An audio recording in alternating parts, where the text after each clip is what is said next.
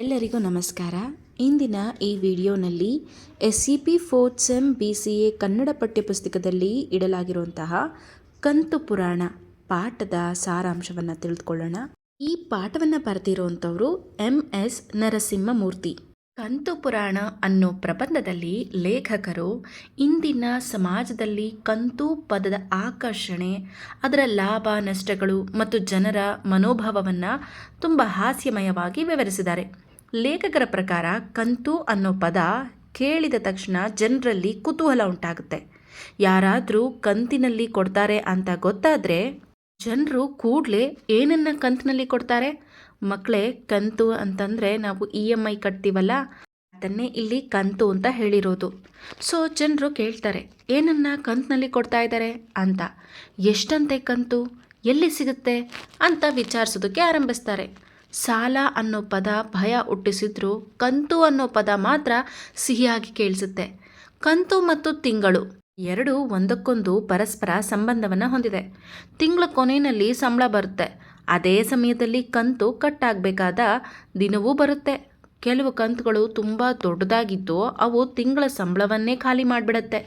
ಕೆಲವರು ಏನು ಮಾಡ್ತಾರೆ ಅಂದರೆ ಹಳೆ ಕಂತನ್ನು ತೀರ್ಸೋದಕ್ಕೋಸ್ಕರ ಹೊಸ ಸಾಲ ಮಾಡಬೇಕಾದಂಥ ಪರಿಸ್ಥಿತಿ ಕೂಡ ಬರುತ್ತೆ. ಆದರೂ ಜನರ ಕಂತಿನ ಮೇಲಿನ ಪ್ರೀತಿ ಮಾತ್ರ ಯಾವತ್ತೂ ಕಡಿಮೆ ಆಗೋದಿಲ್ಲ.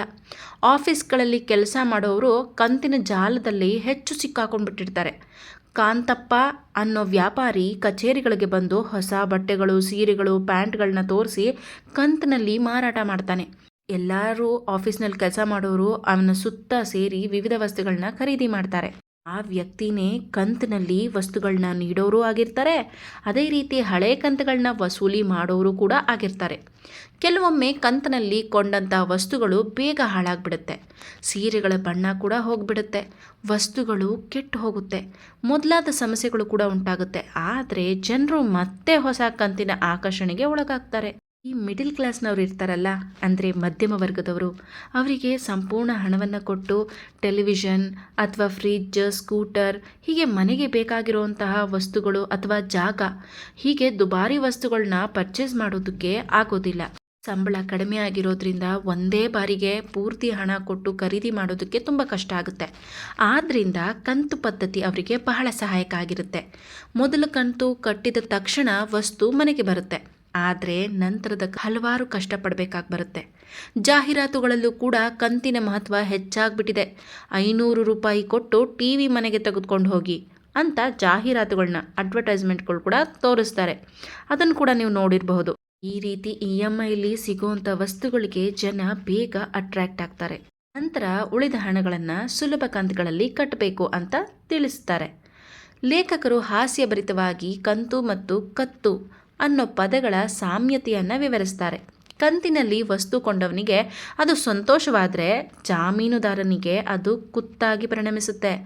ಕೊನೆಯ ಕಂತು ತೀರಿಸಿದ ನಂತರನೇ ಜಾಮೀನುದಾರ ನೆಮ್ಮದಿಯಿಂದ ಉಸಿರಾಡುತ್ತಾನೆ. ಯಾಕಂದರೆ ಕಂತು ಕಟ್ಟೋದಕ್ಕೂ ಮೊದಲು ಯಾರಾದರೂ ಒಬ್ಬರು ಶ್ಯೂರಿಟಿ ಕೊಡಬೇಕಾಗಿ ಬರುತ್ತೆ.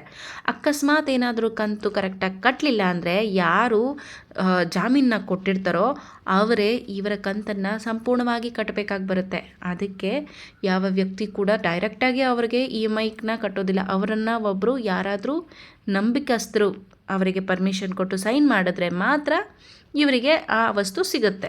ಇಂದಿನ ಸಮಾಜದಲ್ಲಿ ವರದಕ್ಷಿಣೆ ಕೂಡ ಕಂತಿನ ರೂಪ ಪಡ್ಕೊಂಡ್ಬಿಟ್ಟಿದೆ ಅಂತ ಲೇಖಕರು ವ್ಯಂಗ್ಯವಾಗಿ ಹೇಳ್ತಾರೆ. ಮದುವೆ ದಿನ ಒಂದು ಕಂತು, ಮಗುವಾದಾಗ ಮತ್ತೊಂದು ಕಂತು ಅಂತ ವರದಕ್ಷಿಣೆಯನ್ನು ಕಂತಿನಲ್ಲಿ ಪಡೆಯೋ ಜನರನ್ನು ಅವರು ಟೀಕೆ ಮಾಡಿದ್ದಾರೆ. ಕೆಲವರು ಜನರನ್ನು ಮೋಸಗೊಳಿಸೋದಕ್ಕೋಸ್ಕರ ಕಂತಿನ ಆಮಿಷ ಒಡ್ತಾರೆ. 3 ತಿಂಗಳು ಕಂತು ಕಟ್ಟಿದರೆ 4ನೇ ತಿಂಗಳು ವಸ್ತು ಅರ್ಧ ಬೆಲೆಗೆ ಸಿಗುತ್ತೆ ಅಂತ ಹೇಳಿ ಅವರಿಂದ ಹಣವನ್ನು ಈಸ್ಕೊಂಡು ನಂತರ ಪರಾರಿಯಾಗಿಬಿಡೋದು ಕೂಡ ಇದೆ. ಆದರೂ ಜನರು ಮತ್ತೆ ಹೊಸ ಕಂತಿನ ಯೋಜನೆಗಳ ಕಡೆಗೆ ಆಕರ್ಷಣೆಯಾಗ್ತಾರೆ. ಕೊನೆಯಲ್ಲಿ ಲೇಖಕರು ಕಂತು ಅನ್ನೋ ಇಂದಿನ ಸಮಾಜದ ಒಂದು ದೊಡ್ಡ ಆಕರ್ಷಣೆ, ಅದರ ಲಾಭಗಳಿದ್ರೂ ಅತಿಯಾದ ಕಂತಿನ ವ್ಯಾಮೋಹ ಮನುಷ್ಯನನ್ನು ಆರ್ಥಿಕ ಸಂಕಷ್ಟಕ್ಕೆ ತಳ್ಳಬಹುದು ಅನ್ನೋ ಒಂದು ಸಂದೇಶವನ್ನು ಹಾಸ್ಯ ಮತ್ತು ವ್ಯಂಗ್ಯದ ಮೂಲಕ ತಿಳಿಸಿದ್ದಾರೆ. ಒಟ್ಟಾರೆಯಾಗಿ ಈ ಪಾಠದ ಸಂದೇಶ ಹೇಳೋದಾದರೆ, ಕಂತು ಪುರಾಣ ಪ್ರಬಂಧ ಕಂತಿನ ಮೇಲಿನ ಜನರ ಮೋಹ, ಮಧ್ಯಮ ವರ್ಗದ ಜೀವನ ಮತ್ತು ಸಮಾಜದಲ್ಲಿನ ಆರ್ಥಿಕ ಮನೋಭಾವವನ್ನು ಹಾಸ್ಯಮಯವಾಗಿ ಚಿತ್ರಿಸುವ ಒಂದು ಉತ್ತಮ ಪ್ರಬಂಧವಾಗಿದೆ. ಒಟ್ಟಾರೆಯಾಗಿ ಹೇಳೋದಾದರೆ ಮಕ್ಕಳೇ, ನಮ್ಮ ಹಿರಿಕರು ಸುಮ್ಮನೆ ಗಾದೆಗಳನ್ನ ಮಾಡಿಲ್ಲ.